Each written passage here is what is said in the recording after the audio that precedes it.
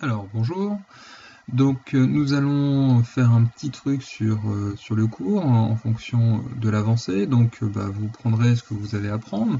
On termine l'activité 1 et l'activité 2 de la page 168 sur l'entrée en matière dans l'intégration, et donc il va falloir mettre au point. C'est un chapitre assez long, assez compliqué, costaud en termes théoriques, et évidemment on va essayer d'élaguer un petit peu tout ça. Et donc, on commence par introduire cette notion d'intégrale, savoir ce que c'est. Quand vous saurez ce que c'est, c'est pas non plus dramatique en soi, hein. Mais ça demande un peu de pratique, et vous verrez que par la suite, tout va s'éclairer plus ou moins. Et à force de faire quelques exercices, eh bien, de toute façon, normalement, dans un sujet de bac, c'est 1 à 2 questions tout au plus au sein de l'exercice sur les fonctions. Il y a quelques notions, évidemment, aussi sur les probas, puisque les probas touchent un peu à tout également. Mais la calculatrice donne ses résultats sans problème. En tout cas, vous pouvez vérifier vos résultats via la calculatrice.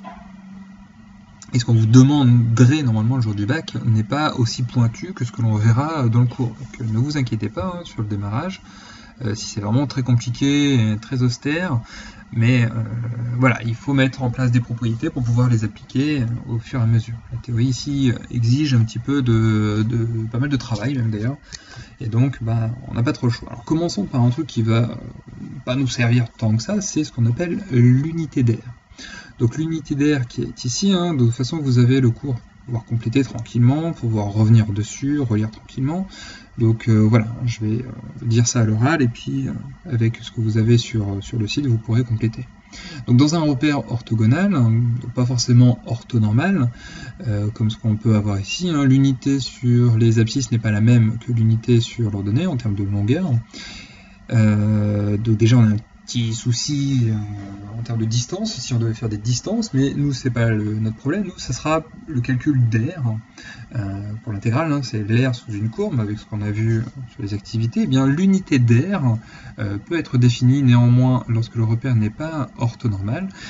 Une unité sur les abscisses, bien ça correspond à ici une valeur, la distance sur une valeur, et puis une unité sur les ordonnées, c'est pareil, mais sur les ordonnées, et bien l'unité d'air, c'est juste l'air de ce rectangle-là, donc basé sur les unités.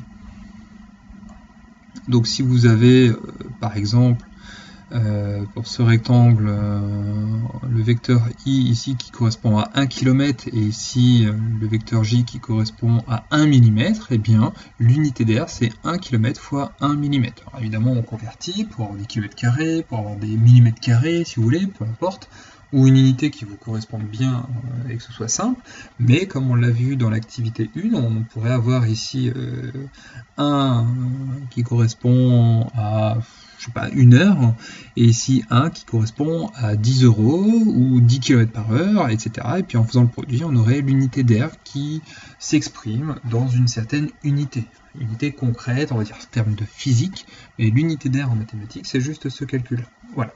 Donc on va pas trop en parler, on pourrait faire quelques exercices, ça pourrait être aussi une surface pour savoir la quantité de peinture qu'il faudrait, mais ça peut être, garder ça à l'esprit, comme ce qu'on a vu dans l'activité 1, avec au final l'air qui va correspondre à une distance, avec le cycliste qui parcourt en une certaine heure et à une certaine vitesse, et bien l'air qui va être en dessous correspond à une distance. Ça c'est une possibilité, et nous, les unités, vous savez, en mathématiques on ne les utilise pas tant que ça, nous ce qui nous intéresse c'est vraiment le résultat, la méthode pour obtenir le résultat et le résultat en soi, mais l'unité on s'en fiche un peu. Donc voilà, donc cette partie-là ne pose pas de problème, la plupart du temps vous ne les aurez même pas dans l'exercice, donc pas de souci. Alors donc c'est parti, rentrons dans le vif du sujet avec la définition de l'intégrale. C'est pas tout à fait la définition, puisqu'on se restreint au cas d'une fonction qui sera donc continue. Donc déjà si c'est pas continu, au lycée on ne sait pas faire. Voilà, comme ça, ça clôt le débat. Par contre, on va pouvoir faire mieux que juste positif, mais on commence avec positif. Alors, considérons une fonction continue et positive sur un intervalle fermé AB. Alors évidemment, si c'est l'intervalle moins l'infini plus l'infini, c'est-à-dire R, bah, on est un petit peu embêté, mais en proba, hop, on va régler le problème par magie, mais en termes rigoureux, nous on va travailler sur un intervalle fermé, borné, donc AB. On considère la courbe représentative dans le repère orthogonal qu'on est en train de considérer depuis le début. Et donc, on appelle l'intégrale de f entre a et b, eh bien, un certain nombre, c'est un nombre, hein. L'intégrale prend une fonction sur un intervalle donné, et donne, en termes de résultat, un nombre qui correspond à l'aire en unité d'aire. Donc l'unité, on s'en fiche. Il est contenu dans la valeur de l'intégrale. Et l'aire d'un certain domaine, il va être délimité par x égale à a, x égale à b, donc en termes gauche-droite, eh bien, ça reste contraint à l'intervalle 1b. Et puis en termes vertical, eh bien, ce sera entre l'axe des abscisses et la courbe représentative de la fonction f. Donc, je répète, c'est l'aire du domaine délimitée par la courbe, l'axe des abscisses et les droites verticales x égale à a et x égale à b. Et pour la notation, eh bien, c'est l'intégrale de a à b de f de x dx. Et ça, c'est égal donc à l'aire de ce domaine que j'ai noté ici, d. Mais on n'est pas obligé de travailler avec des fonctions comme en mathématiques, toujours avec la variable x. On peut travailler aussi avec la variable t. En physique, en SI, vous avez principalement la variable t. Et bien, la variable x qui est en jeu ici ne pose pas de problème. On peut remplacer l'intégrale de a à b de f de t dt, pas de souci. En tout cas, ce qui est imposé ici, c'est que la variable qu'on est en train d'utiliser sous l'intégrale ne peut pas apparaître au sein des bornes de l'intégrale. Les bornes ici sont A et B. Le sigle qui est là, hein, c'est un S, S pour somme, comme on l'a vu dans l'activité 2.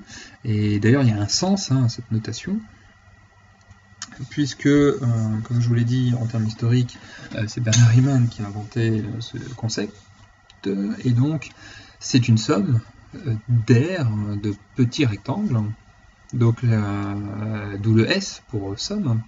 Alors les rectangles ont une hauteur qui correspond à la fonction f, puisqu'on va poser le point qu'on avait noté CP au sein de l'activité 2. Donc ça correspond à f.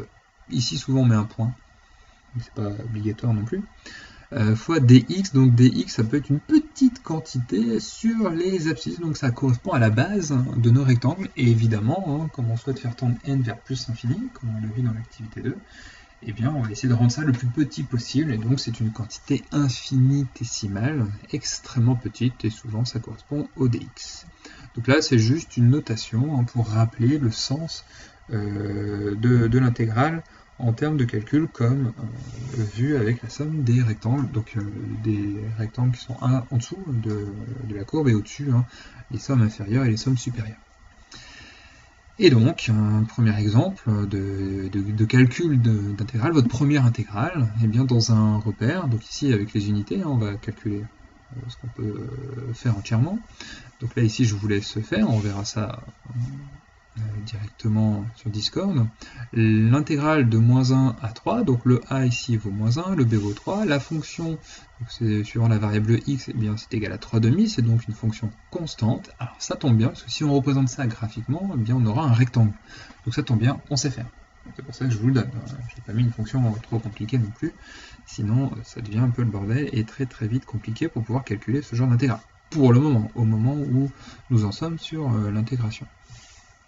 Et donc, je vous laisse faire. Donc, vous me donnez l'aire en unité d'aire, puis après en centimètres carrés, par exemple. Vous avez les unités sur les abscisses et sur les ordonnées, et donc on va pouvoir regarder ce qui se passe.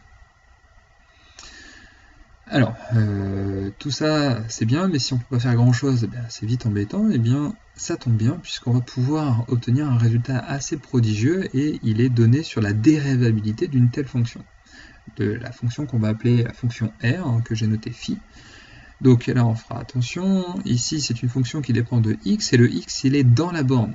Donc comme il est dans la borne, je ne peux pas mettre x dans la fonction f, d'où le f de t, dt. Et le x rentre à l'intérieur. Donc c'est l'aire hein, sous la courbe, puisque la fonction elle est positive, donc sous la courbe, au niveau, enfin jusqu'à l'axe des abscisses, comme le dessin qui est là, entre x et égal à a, entre la droite verticale passant par a, et la droite verticale passant par x, du coup, puisque c'est la borne maximale. Et donc, avec ce théorème-là, on va pouvoir voir que la fonction phi est dérivable sur l'intervalle AB, sur lequel on est en train de travailler, et qu'en plus, la dérivée de phi, c'est la fonction f. C'est-à-dire que si j'ai une fonction f sous cette intégrale, l'intégrale de a à x, bien, il suffit de trouver la fonction qui, lorsque je dérive, j'obtiens la fonction qui se trouve en dessous. Et ça, c'est ce qu'on va appeler une primitive. Et là, vous voyez le rôle avec ce que vous avez pu voir sur les équations horaires entre primitives. Et donc, on va travailler là-dessus. Le point névralgique du cours sur l'intégration correspond à ce théorème. Tout est basé là-dessus. Alors, la démonstration, elle ne peut pas être faite de façon rigoureuse, puisqu'on est un petit peu bloqué. Et donc, on ne va faire ça que dans le cas où la fonction elle est croissante. On peut faire aussi décroissant, mais dans le cas où c'est un peu le bordel, c'est-à-dire que si ce n'est pas monotone, eh bien on est un peu bloqué. Alors, je vous laisse regarder en détail la démonstration avec le cours que je vous ai donné pour le compléter, et puis si vous avez des questions, on les posera.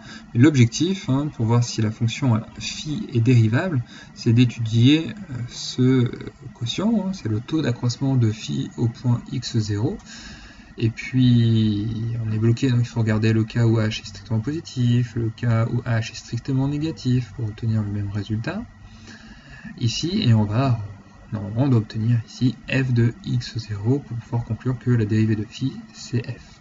Puisque ceci, si ça met une limite quand h tend vers 0, ça veut dire que phi est dérivable en x0 et que la dérivée de phi en x0 c'est le résultat qui est donné.